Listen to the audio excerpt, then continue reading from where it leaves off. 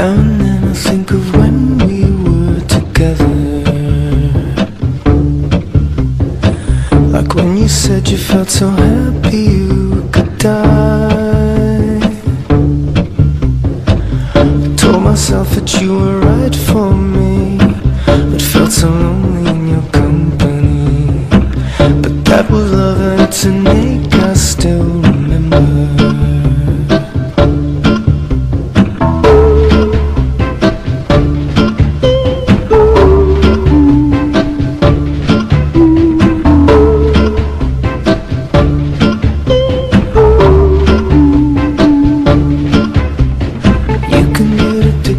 A certain kind of sadness, like resignation to the end, always the end. So when we found that we could not make sense, well, you said that we would still be friends, but I'll admit